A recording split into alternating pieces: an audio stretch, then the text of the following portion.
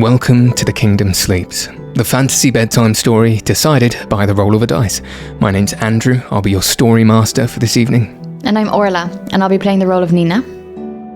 In tonight's episode, Nina will be taking part in one of the annual harvest festivals that take place at Larks Grove. Nina, can you let us know a little bit about why it is that the harvest time at the orchard is so special to her? Yes, absolutely. The harvest time is Nina's favourite time of the year. It's probably also the most stressful time of the year. But Nina spends 90% of the year pretty isolated with just her and Steph on the orchard. And the harvest period is that small block of time, a few weeks long, where many local workers come and gather at the orchard, and they work together in large numbers to bring in a good harvest. And it's really the time of the year that Nina has friends and has other young people around that are the same age as her. So she's very social, but very awkward because she's not really used to being around people her own age, and not the best at reading social cues, and is very quirky. But it's the time, I think, where she feels most in community with other people. Well, I look forward to seeing Nina enjoying the harvest period. I'd like to just quickly say a huge thank you to all of the artists that have been contributing to the series so far. We've been incredibly fortunate to be working with some super talented people, and just wanted to say a huge thank you. I'm going to put their names up on screen because there are quite a few of them that we've worked with so far. And again, also, as always, a huge thank you to our Patreons. We really couldn't make this show without you, and we appreciate your support so much. But now, close your eyes, make yourselves comfortable, and join us where the kingdom sleeps.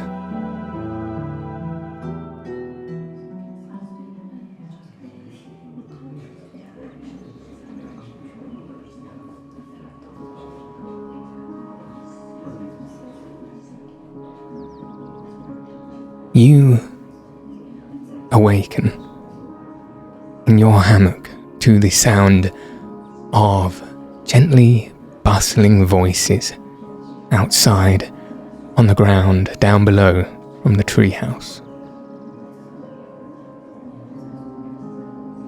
There is a little slither of light coming through your window from the early morning sun that allows you to open your eyes, and combined with this lovely hum of chatter outside, as you wake up to remember that it is the morning of the first day of the harvest time at Larks Grove, one of several harvests that takes place across the year. But it has felt like a long time since the last harvest. And there's much excitement down below as you can peer through the window a little bit, watching all of the hired hands that have come to help out at Larks Grove this season, chatting amongst each other, taking their breakfast, some with hot drinks, some with ready snacks, just kind of loitering outside of the barn area down below that they take as their accommodation for the 2-week period of the harvest. And you can see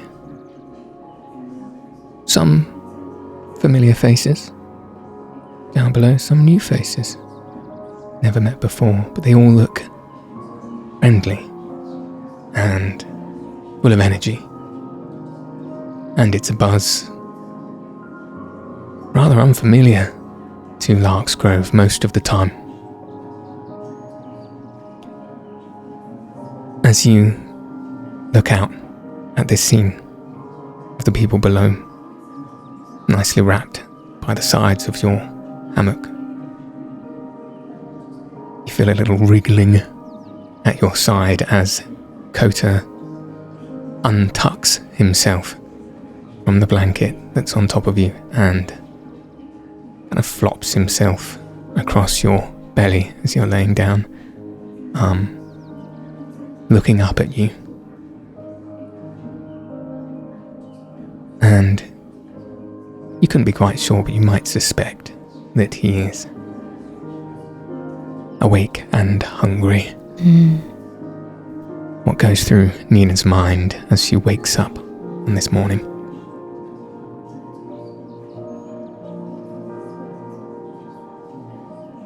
Excitement. I'm really excited to meet new people and excited for the conversations that we will have as we're working. I'm excited for the sounds of people chatting and the singing that happens in the evenings, and maybe even some dancing. And as I see Kota begin to wake, I reach for a nut in the pocket of my apron that hangs from my hammock. We're going to be behaved today, Kota. Correct? He looks at you with wide, wide eyes and gives you that little shake and ruffle of his head that you take as the affirmative. Mm-hmm. But his eyes are carefully looking at your fingers as they stretch towards the nut. No screeching. No biting. No ripping holes in the sacks, you understand? You couldn't be sure he was listening to you as his mouth begins to open as if to slightly bite the nut that you hold in your hand, eagerly awaiting for it. You're a menace. And I flick him the nut. As soon as it's flicked, he bundles into the air with hands flailing around to grab it, almost like it's a butterfly or something he's pouncing upon, brings it down to the ground and gnaws upon it very happily, very contentedly. This harvest time brings out a side of Kota that no one should have to see. I think it's a mixture of overwhelm and maybe jealousy of there being so many people around and so much food. So, yeah, I'm going to keep my eye on Kota today. Or try. Well, for now, as he is occupied with that rather sizable nut in his paws, he's, at least at the moment, easy to look out for. As you lay in your bed, it being early-ish morning, people still getting themselves up, and you've got a little bit of time before you need to head downstairs and begin work for the day. It has been perhaps 2 weeks since your adventure in the Whispering Wood, and the moment that you were presented that mysterious ring by a glowing statue that lived there. In that time, what has Nina done with the ring, and in this moment in her bed, where is it kept? Nina has sewn a small pocket into the inner lining of her pillow. And she's had this pocket sewn there for quite some years. She's occasionally hidden snacks and various other trinkets that she wants to keep private for herself. And this is where she stored the ring. And over the last few weeks, in the early hours of the morning or before she falls asleep at night, she has been taking it out and looking at it and holding it not yet putting it on, because there seems to be something formal and final about putting on a piece of jewellery. But she's thinking about it. And so as she lays there in her bed, perhaps just about feeling the hard metal on the side of her face as the ring lays in this specially embroidered pocket. Does she have any awareness of it in this moment? I think so. I think she's aware of it a lot of the time. And if Coda is distracted and not paying any attention, I think she would slip it out. Just for a look. Carefully removing it from its pocket. You can hold in between her fingers this beautiful ring. It seems very well crafted. Once again staring down at this intriguing stone, bright stone like gem almost in the way that it's cut and polished. These lines of coloured sediment on the inside of it. A particularly curious object. I think that normally Steph is in his workshop first thing in the morning, but it being harvest time, there's at least a good chance that he's up helping with breakfast or doing a walk around to lay out the work for the day. And I'd like to slip out of the hammock and maybe go to his workshop cautiously, because there's a chance he might be there. But I'm eager to find some books or some old jewellery. I know he keeps a stash in his workshop, to like compare them maybe, or see if I can find anything interesting. And he's going into Steph's workshop while Steph is not there. Something that Nina has done before or regularly does? I think she's maybe done it once or twice, but it's certainly not a regular occurrence. And it's not a rule per se, but she knows that Steph would not be happy with her being in his workshop alone. Very well. Well, as Nina slides from her bunk out of the bedroom and towards Steph's workshop, with Kota still seemingly occupied in the hammock. Exiting the bedroom, you will immediately be met with a heat in the air and a clattering of pans and utensils, and you can hear a very tumultuous Steph attempting to navigate the kitchen, and you can smell in the air this familiar scent that is the only thing that Steph knows how to make, or at least one of the only things that he knows how to make in the kitchen, which is like a sweet flat bread, which is perfect for breakfast. And he's currently attempting to whip up a whole batch of these by taking the dough and steaming it in these baskets on top of the stove. But there's an awful clatter, and you wouldn't even necessarily need to look in to know that there's going to be some mess in there.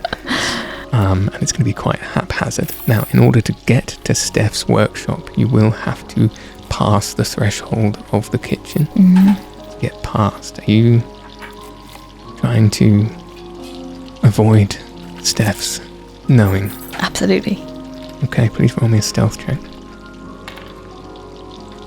I'm now going to roll.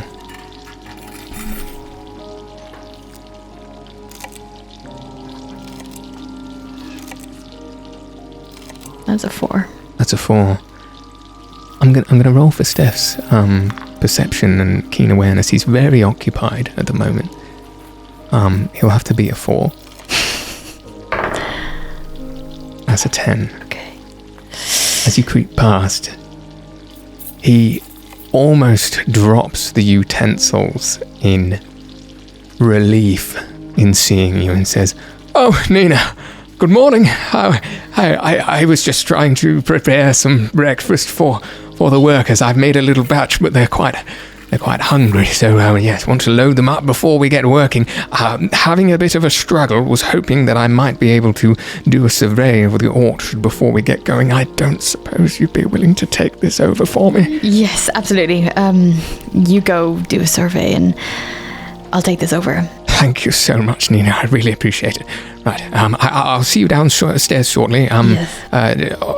Obviously, get ready and do what you must, but also they're very hungry, so please do get it to them quickly, because I would like to start this morning as promptly as possible. Understood. Do we have any more of that black nut cheese? Oh, I think we've gone through one wheel already. Possibly, yes. I do like to snack at it during the day. Check under the compartment, the barrels. floorboards, Yes. You know where I keep my secret snacks. It might be there. Sorry, Nina. Much in my mind. I'll see you soon. See you in a bit. And he sort of dodders off out towards the lift to get himself downstairs. I'd like to step into the kitchen and survey the scene. How much of a mess are we talking? How close are these breads to being cooked? And can I leave them for a second? Oh, they're very close to being cooked, almost like Burning. like almost going to burn. With the state that he's left the kitchen in as well. There's like a bowl half leaning into the furnace fire that's lighting the steam baskets, so it's kind of just slowly dripping towards it as if it might catch a light in a second.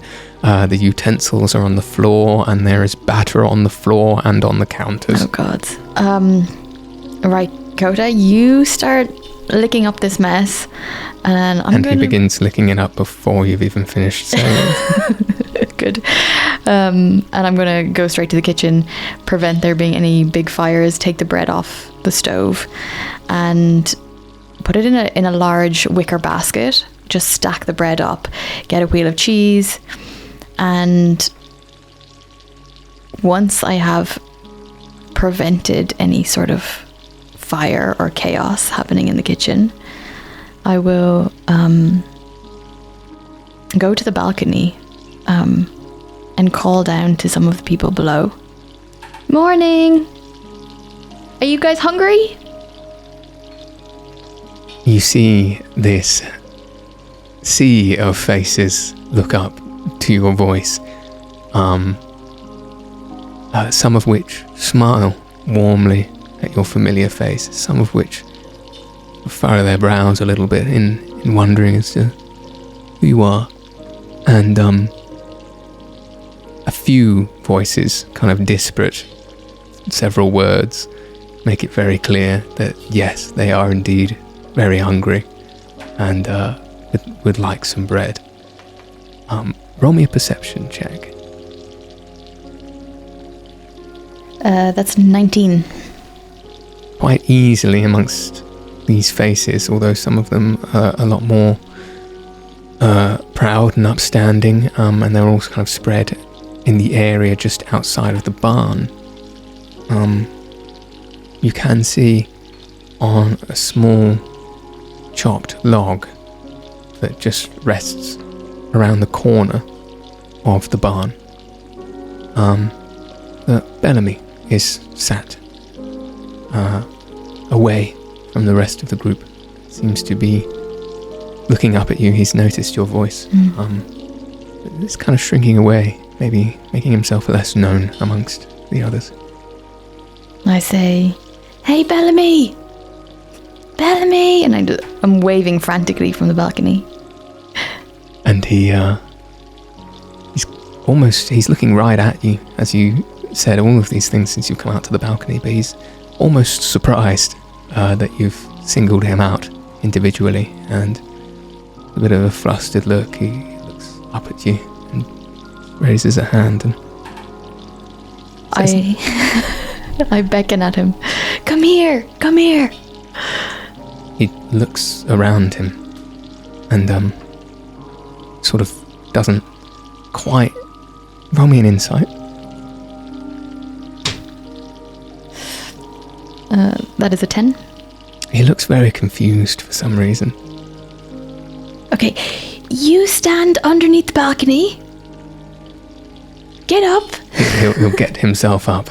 And you can actually begin to see him look a little self-conscious at being singled out in such a way as the rest of the people standing around, kind of just looking at him and looking back to you, and you hear shouts of, "Where's the bread?" Catch! And I begin to throw the bread one at a time down to Bellamy. Bellamy sees these flat, almost frisbee-like loaves being hurled out down to the ground and very quickly rushes up underneath them to try and catch some. You see other workers also catching the other astray ones. Some of them drop onto the floor and others don't seem to mind that, pick that up. They're hungry enough that they're going to eat these things. And once you've dropped quite a few, you see Bellamy standing with a stack of about 5, which he kind of begins to hand out to people. I give him like an awkward thumbs up, like, "You're doing good." And he's kind of just, he stares at you, not smiling, not frowning either. Kind of a neutral expression with a little fear behind his eyes as he continues to give out this bread to the people who begin to interact with him a little bit. Good. Okay, now the cheese wheel. Bellamy panics, embraces himself. And as I hope a few others gather below, I will roll the big wheel of cheese over the edge of the balcony in the hopes that they will catch it. I want you to roll something for this. And Athletics, maybe? I think it would be athletics, yeah. It's -6. Can you roll me a strength as well, please?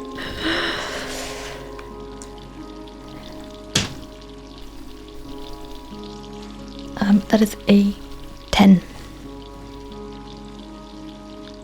As you try to heave this wheel of cheese up and over the edge of the balcony, you find it to be quite heavy, heavier than you might remember. You do just about manage to get it to the tip edge of that balcony, but any kind of dexterity you have in order to push it over the top of the edge is not great enough, and it kind of falls immediately down to the ground into the sort of root system of the tree below, which is quite set off from where the people are, and this wheel of cheese hits the root, scatters out across the roots, and is broken into several, very, very many pieces of cheese across the floor. Again, some of which the workers don't seem to mind. A few of them just grab it off the floor.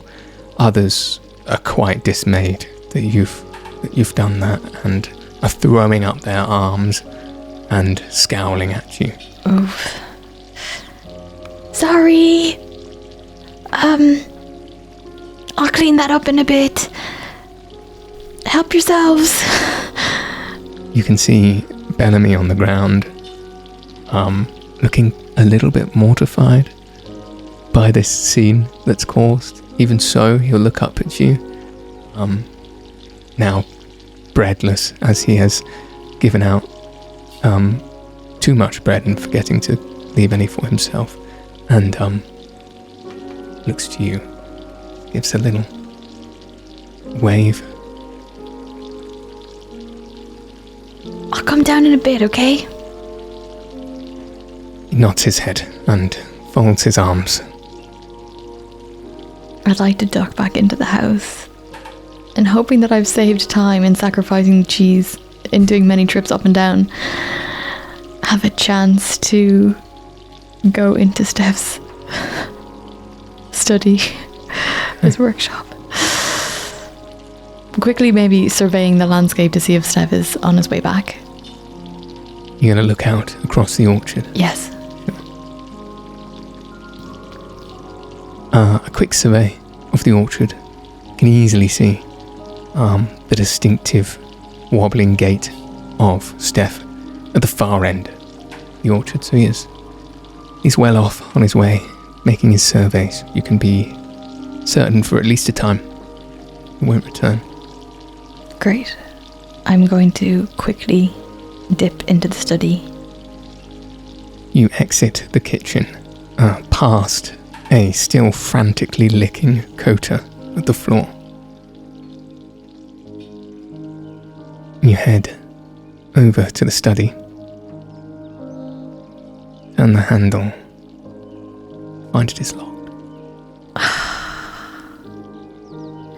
Would I have any idea of where he'll keep it on his person, won't he? It will either be in his jacket or it will be on his person. And he has his jacket with him? He doesn't. Okay, I'd like to do a quick survey for the jacket. And maybe a quick survey of the lock to see if it's something that I could pick. Okay. You can see the jacket hanging up on the hook just outside the door to where would lead to the lift. Amazing. Roll me an investigation, please. 21. You carefully rifle through the jacket and you find no key, nothing, no metallic object. As you rifle through, you notice that there is a pocket inside of his inside pocket. And you unzipped it. I presume you might. Inside is a small leather notepad. No marking on the front. And inside, if you open it up, there are myriad scrawlings and notes. And important to mention, this is not a notepad that you've ever seen Steph writing yourself. This is unfamiliar to you.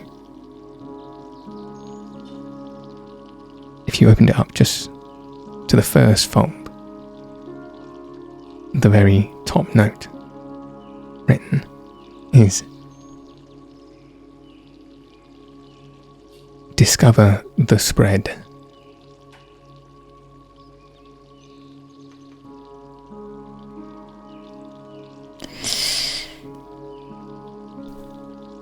Can I keep reading? You can. It is a notebook filled with scrawlings, and some of which are more legible than others. Some perhaps only Steph could interpret. Are you looking for anything in particular? Are you looking to just get an overview? Yeah, I'd like just an overview. If I feel like this is Steph's diary or something, deeply personal, I would close it and not pry. But also I'm highly curious, and if there's an inkling that, you know, he's working on something new, or if it's about, I think that very first sentence would spark concern based on what I know about my grandmother Freya, based on Steph's health. And I think on that I would want to read a little bit more, but I'm also quite a slow reader. So... Okay, how long do you think Nina would spend reading before she felt her absence would be missed? Maybe 10 minutes. Okay. Roll me an Arcana check, please. 19. So, you get to work, thoroughly scrutinizing these notes as best you can, given the fact that you're not especially talented at reading very quickly. But across those 10 minutes, you can seem to get a bit of an overview of what this notebook is saying. At first, it seems really technical. There are a lot of what looks like dimensions, as in lengths and widths. There are some crude sketches of circular and square shape, and there are also weight measurements. There is reference to Brightstone. Certain glyphs are drawn in there, as in engineering glyphs, as opposed to writing glyphs. Glyphs that one might use for what Nina would know to be Brightstone magic, although the exact use she's unsure of. And towards the end, the back of the book, there appear to be what look like really very crude maps. If she were to interpret, they would look like pathways and arrows pointing in directions that lead to certain areas. On each page seems to be a different section, as if he were trying to work out how to move his way through a labyrinth, and could only do it blindfolded, so he had to draw it and write it out so that he might remember. And finally, on a 19, just at the back, a lot of Steph's glyphs are fairly rushed and illegible. But you can read this quite clearly because he writes it in the Sopros equivalent of capitals. Because Nina would understand it to be important. And the words say,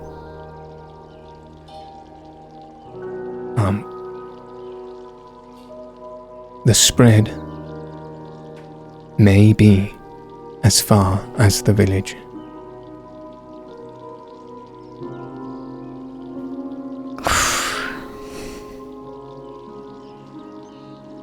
Can I ask, the maps,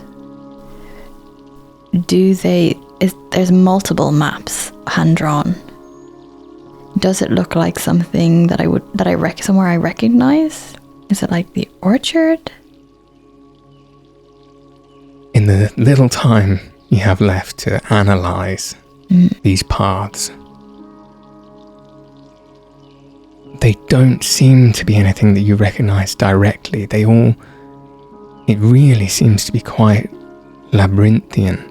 You've got alleyways with left and right turns that curve round and go back on themselves. And each new page with these individual sections of map almost look like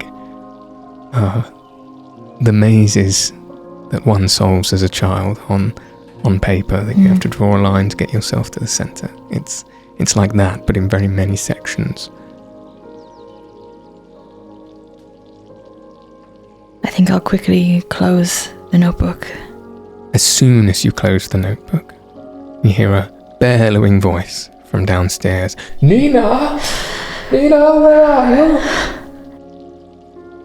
Coming, Opa! I will shove the notebook back into the jacket, zip it up again, hang it back exactly where I found it, and rush down the stairs. You rush to the bottom of the tree to greet Steph, who's looking out after you. Oh, Nina, sorry to rush you down. We're all just about ready. I think I have a good route for today. I think perhaps if you could just gather everyone round. Yes, I will. Absolutely. Also, what happened to the cheese? Yeah, I tried to be speedy, and I thought that they would catch it, but they didn't. I see. Well, I appreciate the spirit. That's exactly the sort of motivation we need today. And there'll be other cheese, I'm sure. Yes, bring everyone over to the table, and I'll explain the plan. Great. I will rush around and begin to point people in the direction of the table, and as I'm going, anyone who looks unfamiliar, I would be introducing myself and trying to remember their name, coming up with little funny idioms to remember people's names. Amazing. So as you make your way around and introduce yourself to these people, which there are about, let's say, 25 individual workers, like I say, some of which you don't know, some of which you do, and you make your welcomes and say hello. Bellamy, once again, hanging back from the pack, only makes himself known to you once you've said hello to everybody else. And once it seems like you've made your introductions and explained that Steph would like to make his announcements, he just wanders over, a little coy, saying, hey Nina, how's it going? Good, Bellamy. How are you? Yeah, good. Did you get some bread? No, I guess we just ran out. But it's okay. I had breakfast before I came this morning. Well, I'll find you some more bread for lunch. Okay. Hey, I'm glad you're here. Thanks, Nina. Yeah, I'm glad I'm here too. Can't believe Steph convinced my dad to let me come here for a couple of weeks. It's really cool. Yeah, Steph will convince anyone of anything. Be careful. Oh, yeah.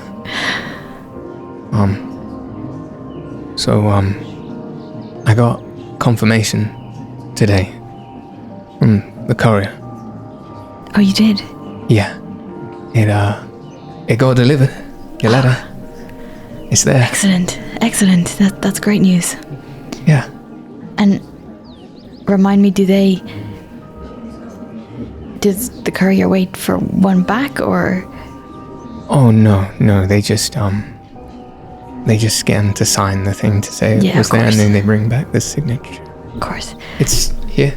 Oh, thank you. Hands it over to you, which is just sort of like a folded piece of parchment, with some very official writing on it, just explaining that a letter has been delivered, and then just at the bottom on a straight ruled line is your father's signature. Great. You got it.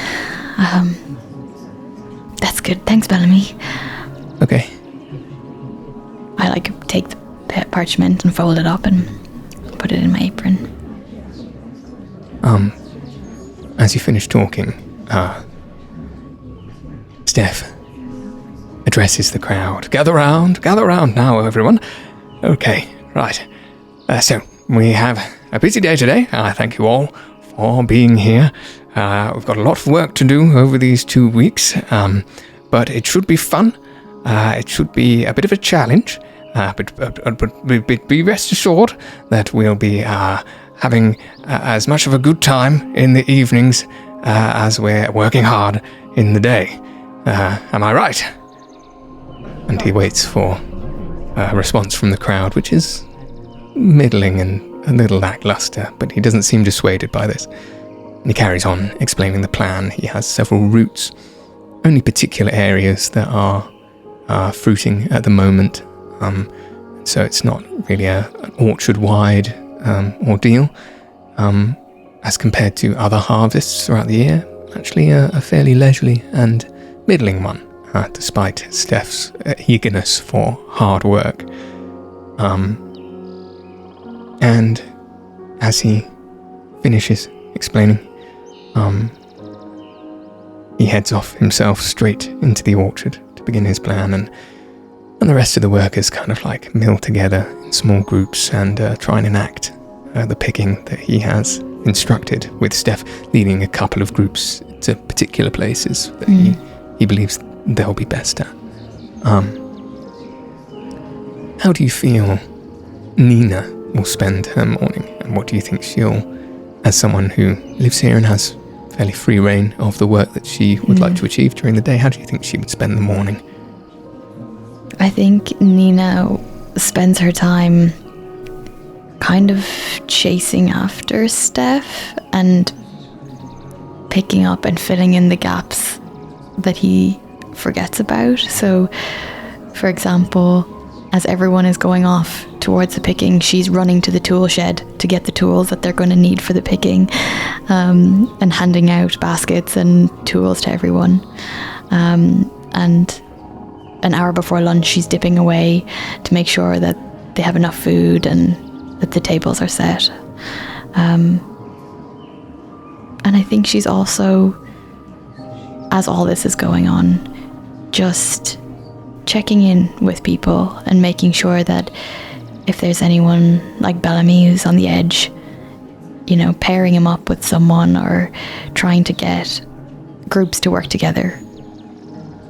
And I think during the course of the day, as you're busying around, basically filling in the holes, as you say, for the workforce, you maybe do see Bellamy lingering by himself a little bit. But you pair him up with someone else, one of the other workers, someone you know from one of the previous years, actually, and they seem to get to chatting quite well. You feel confident you can leave him.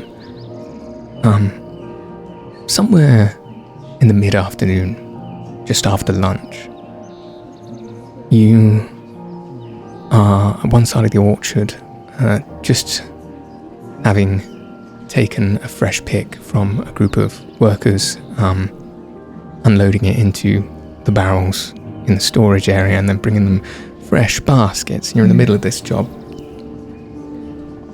when you hear a bit of a cry of several people at the western side from where you are of the orchard, and a big bellow from Steph. Nina! Oh, Nina!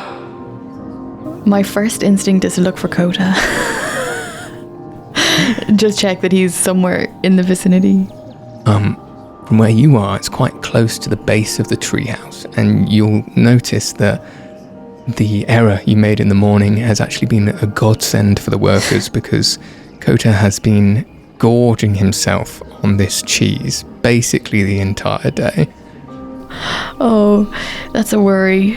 He's going to be so sick later. I just look at his little round furry body covered in cheese, and I just put it to one side. Like, that's helpful in this moment, but a concern for later. And I will run to try and find Steph. Heading your way at pace over to where you heard Steph's bellowing, you can see they're standing in front of the bloatberry orchard. These large fruit that are round and bloated, due to the gas they are filled with. They ferment with a helium-like gas that make them buoyant in air, like balloons. And as such, there is a large net over the trees, just in case these fruit should become too ripe, come away from the tree and then descend into the air so that they can be collected. Now, this season, a lot of the fruit has ripened quicker than expected, so there is quite a harvest in the net itself. It's not ideal. You'd like to pick it off the tree, really, as Nina would know, but nevertheless, there is groups of people with tall ladders that are attempting to collect this fruit. They would pierce the gas from outside, from the inside, to deflate it and then bring it carefully down to make sure it didn't plummet to the ground and bruise. The issue that seems to be happening is that one of the workers has perhaps lost their balance, poked a hole in the side of the net, fallen through and ripped a section of the net that is attached around the sides, and so it now is hanging by a thread, essentially. Oh no. With a lot of the fruit threatening to float off into the sky. Steph sees you approaching, looks up over the net and says, "Oh, Nina, we've had a bit of a catastrophe with the net here. I need you, please. Can you get me my crimper? The crimper, do you know what I mean? It clasps the Yes. net around. Yes, and the box. Just bring me the whole box of metal clasps if you can." And he furrows through to his pocket and hands you the key to his workshop. Yes, I'll grab them right away. As soon as you can. Thank you, Nina. Okay, everyone hold still. Just don't move. That's it. Yeah. And you can see one of the workers kind of just holding one of the nets. So it's safe for now, but he can't stand there holding it forever. Yeah. So it's not immediately threatening situation. Yeah, everything seems to be vaguely under control as he leaves you with the key. Thank you, Nina. All right. Stand still. Okay. Bellamy, come with me. Bellamy looks over to you. Where are we going? It's a heavy box. Just come with me. Okay. And I start to run back towards the treehouse. He trails after you, not expecting to have to run, but comes right up with you towards the lift.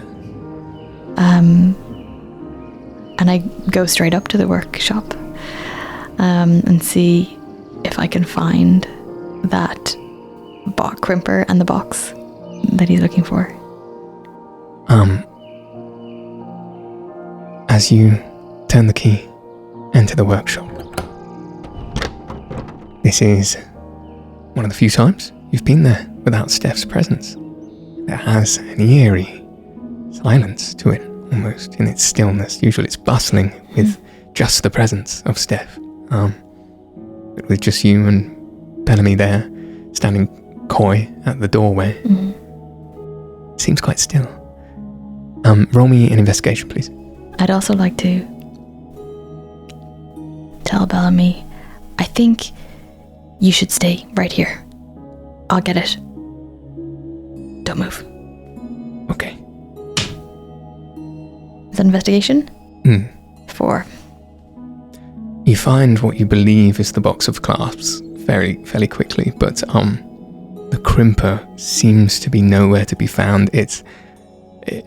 Steph's workshop is so littered with a confusing mess that he finds organised. He would be able to find it in an instant, but tools are piled up on top of each other, and it's, after a few minutes of looking, it's very difficult to find. I'd like to look and see, is there any sort of rope that could be used in the interim? Just anything, simple twine. Sure. Roll me another investigation, please. That is 13. Yeah, you've pretty easily found a bundle of rope that is just staring right at you. Just happen to turn around, and on one of the shelves behind you, there's a big, thick piece of rope. Great. I'll take the rope, and I'll take the crimpers, the box of crimpers as well, or the box of crimps, and pile them into Bellamy's arms. I'm going to keep looking for the crimper, but you bring these back to Steph, and I'll follow you. Okay, yeah, sure. He sort of half jogs his way back to the lift. And now I'd like to have a little look around the workshop. Are you looking anywhere in particular? I would go straight for the places that I think that Steph would hide something. So if there's any drawers, I'd be looking to see if the bottoms were real of the drawer, like if they had any false bottoms or backs on the drawers, if there's any loose floorboards or tiles in the walls. And I think that's that's maybe a big task, but it's a rush job. I'm just like quickly looking. Okay. Yeah, roll me an investigation check, please. I feel, even though you are doing it very quickly, I think you should roll it with advantage, because you know precisely where you're looking. That's 16. You rush around this room, pulling up at floorboards, wiggling wood panels on the wall, seeing if the cladding will come away. It is eventually, when you land on the drawer that sits just underneath where Steph would usually sit to work, his main desk for crafting. You pull out this drawer, which interestingly has a lock on it, but is open. And, as you say, feel around for some kind of false bottom, and as you do, click, you feel the bottom of this drawer push downwards, and you find you can slide it forwards, and all of the items on top of it just roll back into a section further beneath. What you uncover is a little unusual, mostly for the fact that it is incredibly neat, unusually neat for Steph. Everything looks ordered. In front of you, you can see several tools in a straight line, lined up in their places with small clips that hold them where they are. You can see little wooden pockets, slots, where various kinds of stone sit. You also see a necklace. It has a gold chain, gold edge, and it looks like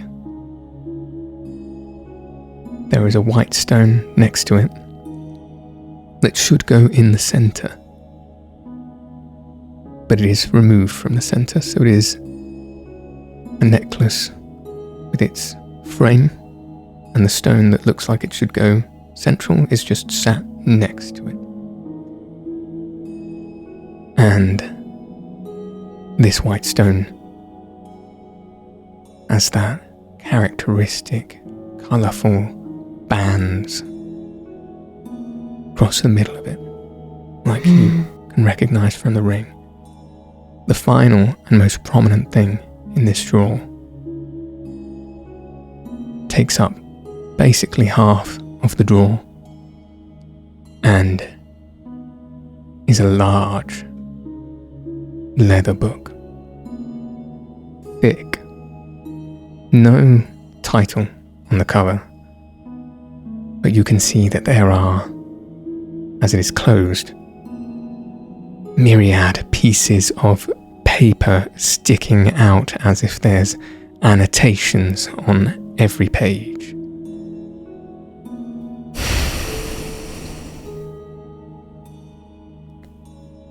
First, I would like to pick up the necklace and the stone and look at them both up close. Does it look like the stone has fallen out of the necklace, or if it's been removed?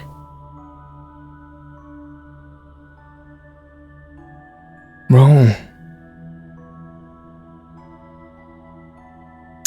a perception check. 19.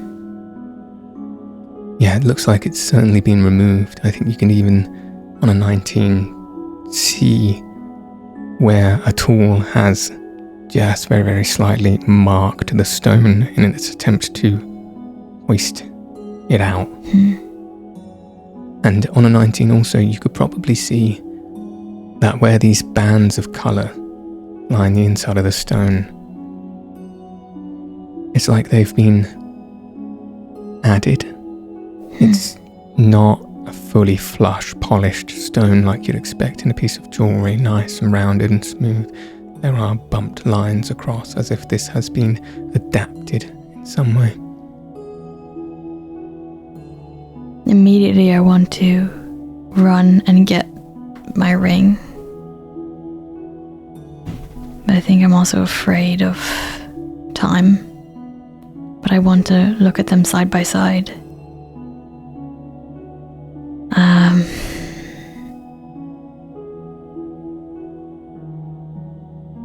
I've got to make a dash. I'm going to run to the bedroom. And when I'm there, I'd like to listen to hear if I hear any creaking or any signs of anyone coming. As you rush to the bedroom, hurtling past, you don't hear anyone coming. You do, however, hear an almighty, "Oh, goodness, oh, no, time, more, Nina, the crimps." Oh, shoot. Oh, God. Okay, I'm going to grab the ring, go back in the room, have a quick look, comparing the ring and the necklace. And I'd like to... Oh, I want to take that book so bad. I think I will have to wait, knowing it's here, and come back another day to look at it. Okay. And maybe open the cover and try and do what I did with the notebook and get any sort of a glimpse of what's inside. In your frantic rush, so you'd first like to take your ring and make a comparison, is that what you're... Yeah, just put it side by side. As you put them side by side,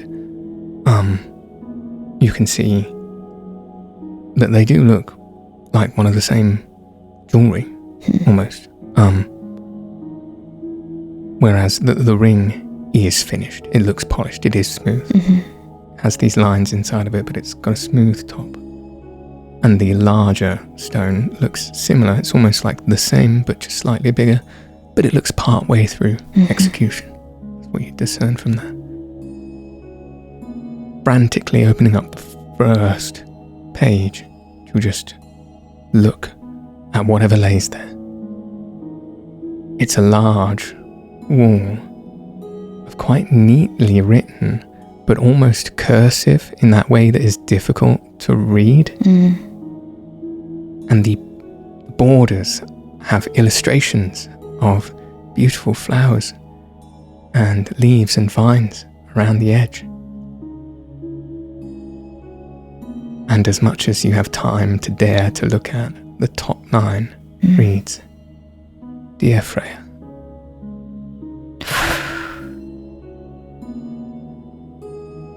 I'll close it. And put it back. Close the drawer. Before you do, roll me a quick perception check.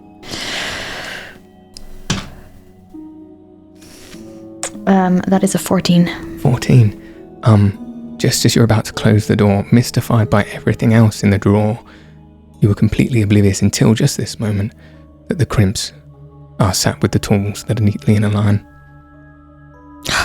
I grab them, put them in my pocket, and close the drawer. Oh, he's gonna know though. I do it anyway.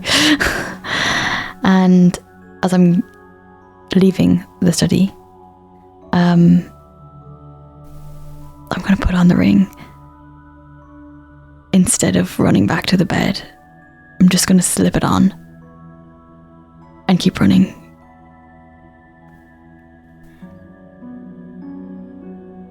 Crimps in hand, ring slipped on. As soon as you do, roll me a constitution check, please.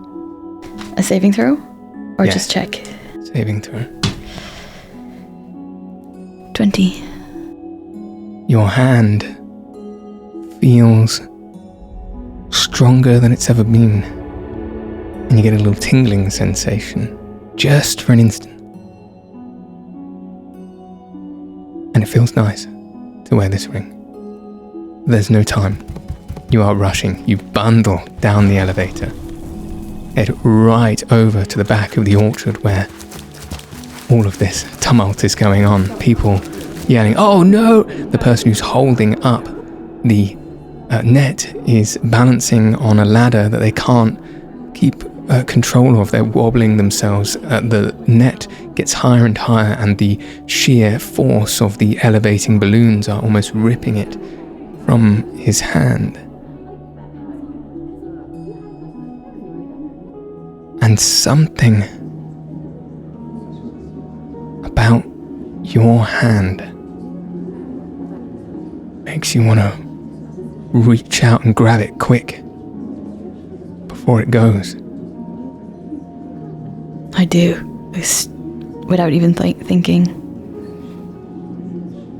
Seeing this, the last threads of the net just about to leave his hand, you reach out and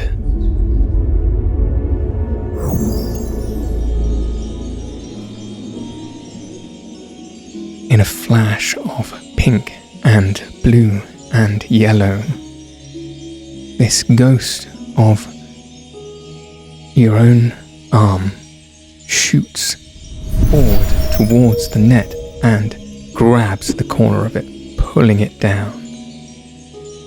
Extends out of your own arm and up towards the net.